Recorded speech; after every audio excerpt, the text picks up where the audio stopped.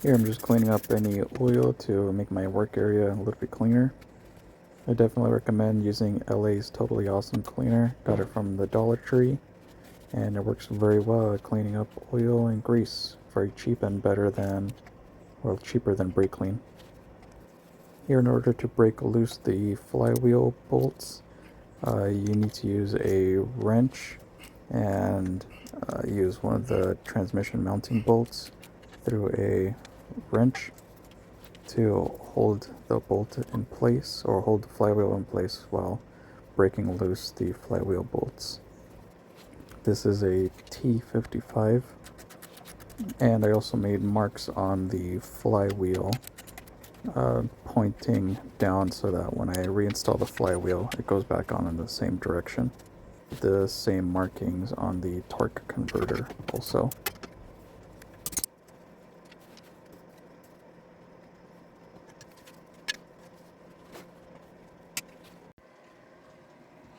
Here you can see how oily this is, especially right around here.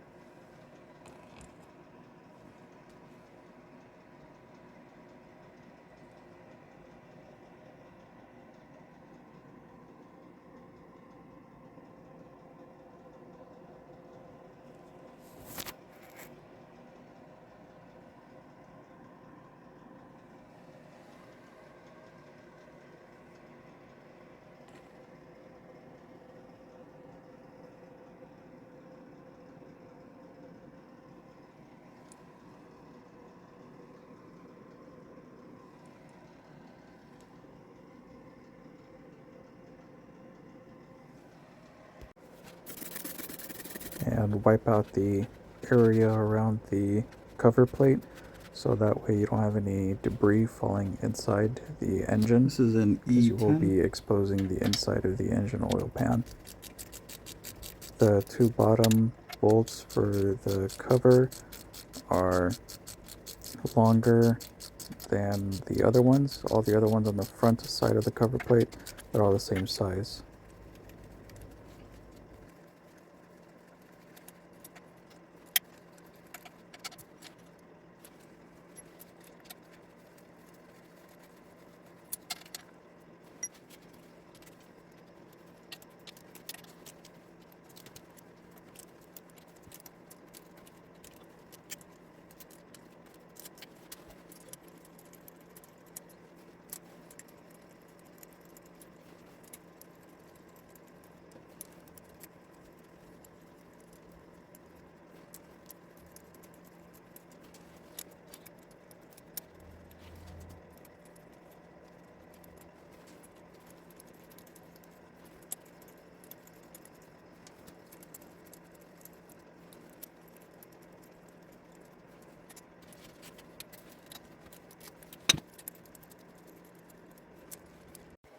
And then you want to pry from in here, and in here there are little pockets which allow you to pull it out. There are dowel pins here and here, so careful not to bend those. You just want to pull the plate straight out.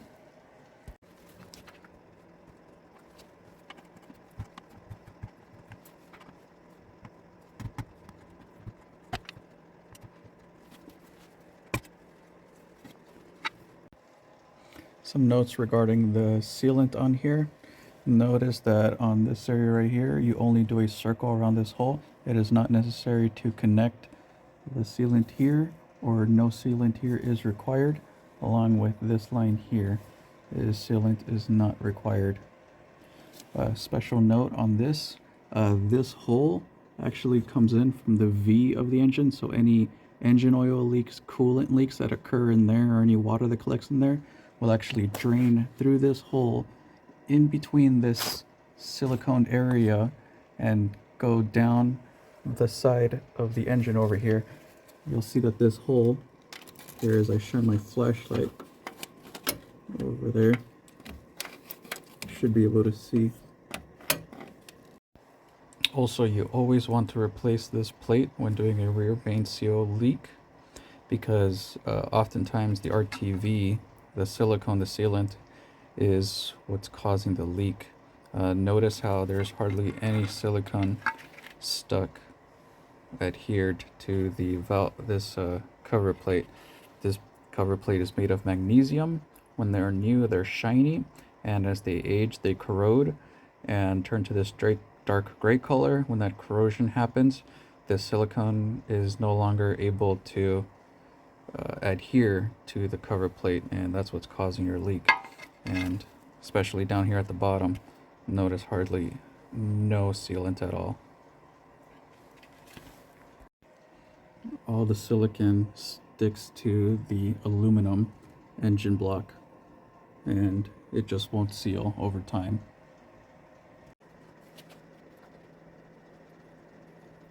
Here I'm using a plastic razor blade. Do not use any metal razor blades or any metal materials to scrape off the silicone. Only use a plastic razor blade. And make sure to cover the bottom pockets and any other holes just to help prevent debris from falling inside the engine. I would recommend that after you replace the rear main seal that you immediately do a engine oil change prior to starting the engine, just so that if any silicone falls in there, it doesn't get sucked up by the oil pickup tube and strainer, and it could clog it. Here I'm installing the rear main seal onto the cover plate. The procedure says to install the plate first onto the engine and then install the sealant ring. So this time I'm trying it by first installing the ring onto the plate.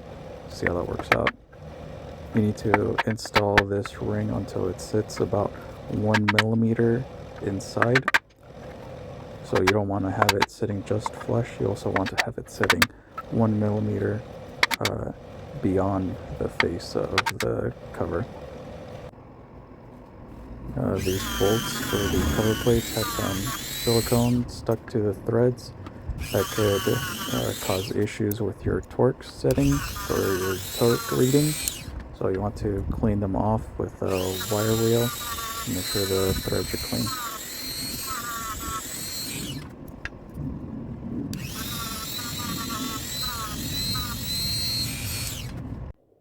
Here's a description of where you need to apply sealant relative to the cover plate. Then doing one last wipe down with brake clean and a lint-free rag to make sure there's no oil on the cover plate. And then I'm using the official Mercedes-Benz sealant, and you can dispense this sealant with a Home Depot caulking gun. This one only cost me $5, so highly recommended, and you get a very nice bead as opposed to trying to squeeze it out by hand.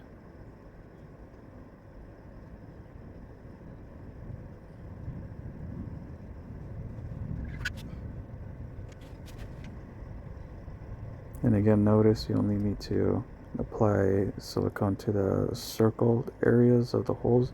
You don't need to connect the entire area.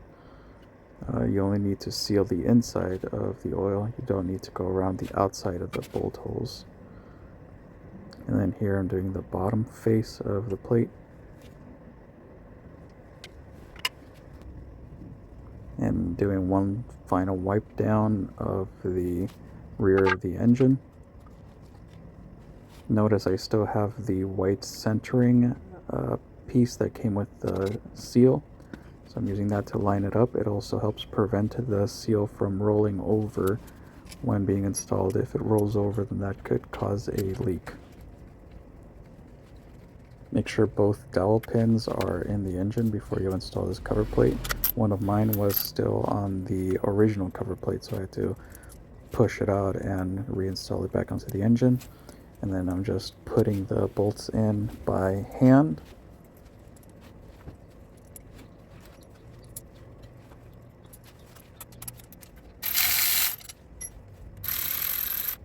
And then I'm just using the electric ratchet to run them down until they stop. I am not torquing them here, simply running them down until they stop.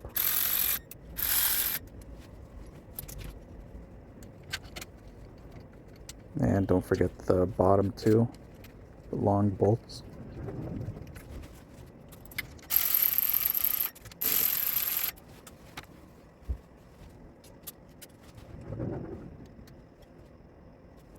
and then torquing to 8 Newton meters in a star pattern.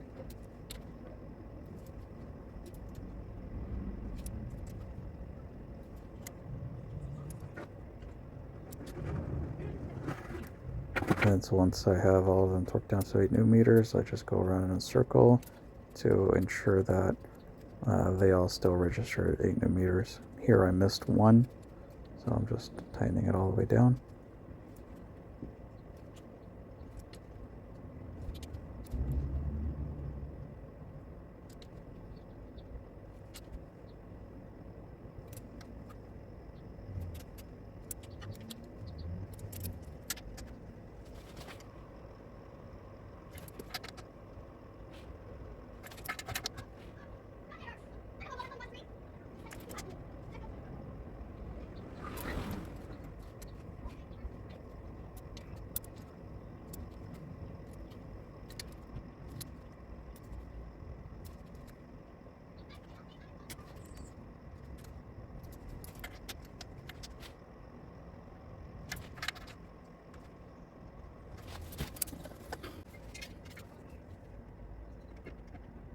And reinstalling the flywheel, again lining up with the arrows pointing down that I made earlier. Same with that spacer that goes on the front of the flywheel. And then again setting up my wrench and the bolt to use it as a stop to prevent the flywheel and engine from turning when torquing down my bolts. There are two types of possible length bolts that could go on this engine. There's the shorter style bolt and longer style bolt. You want to make absolutely sure you use the same one that came out of there. If you use the, for example, in my engine, it uses the short style. I had a set of the longer ones and I just run them down to see how they would fit, and they did not sit all the way down. And then here I'm torque striping it for my initial 45 Newton meters, and then you have to go 90 degrees beyond that. So once I see my mark turn 90 degrees, then I know to stop.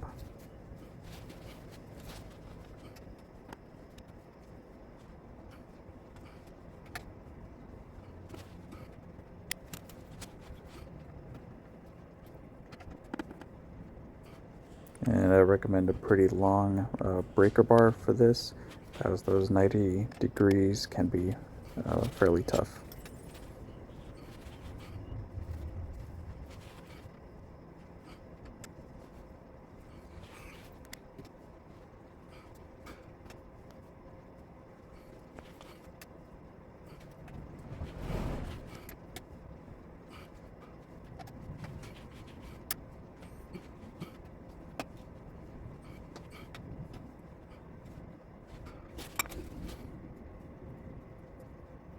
And once I'm done with the plus 90 degrees, I torque mark it again one more time, and then I can finally remove my wrench.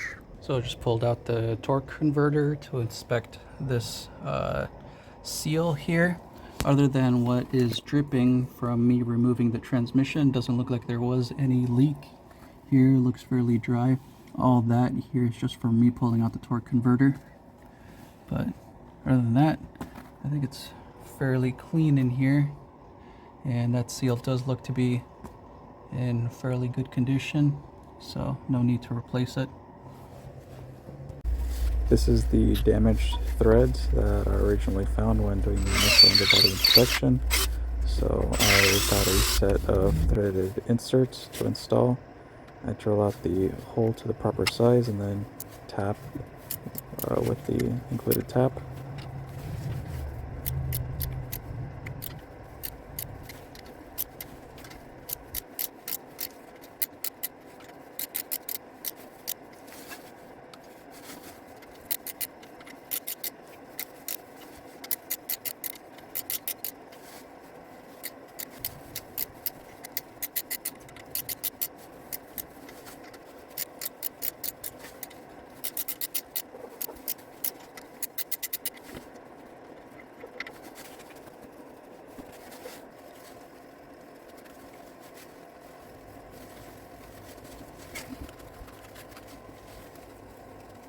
and then wipe off the hull of any chips left over. And then you can use some blue Loctite to help you hold the helicoil in place. Make sure to run it in about 2 to 3 millimeters beyond the face so that it lines up with the other threaded holes. And here you can see that I've got mine matched up with the other bolt holes in the bell housing.